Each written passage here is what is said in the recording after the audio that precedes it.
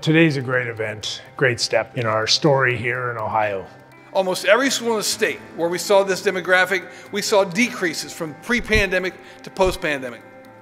Except in this one school where the Heroes League was engaging students every day and engaging students outside of the school, where we saw increased in student outcomes. Video games, clearly a lot of kids play video games for all reasons. Adults do, I do. You know, you can get the kid to also learn about, economics or math or, reading skills.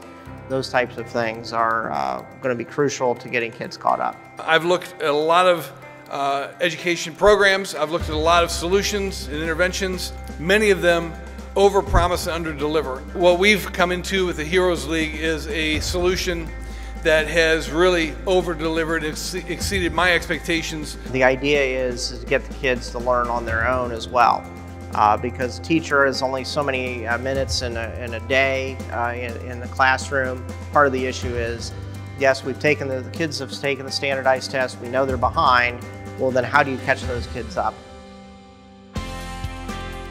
The more we engage students actively, both in school and outside of school, the more we engage their brain in decision making and problem solving, the better they do in all the other stuff. It's shown us that by participating, our kids are more motivated. They also have a more positive feeling about taking the test. They're taking it on, they're being a hero. And as you can see, these kids are very much engaged.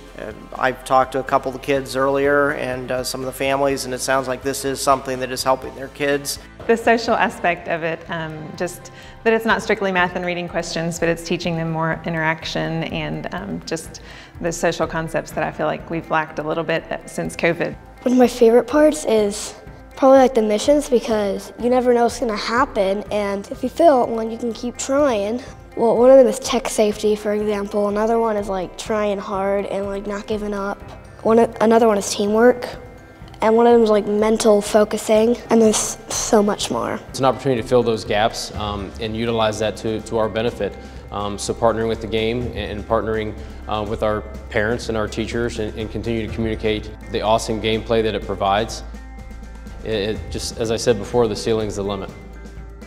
I've looked at the data. It looks like the data is showing that there's student academic growth using Heroes League. This is extra learning, and that's the only way that we're going to close that achievement gap, catch up to the learning loss that's happened, especially over the past 2 years. That's like really the whole thing about Heroes League. It's a whole adventure. I'm a hero, you be a hero too, with the Heroes League.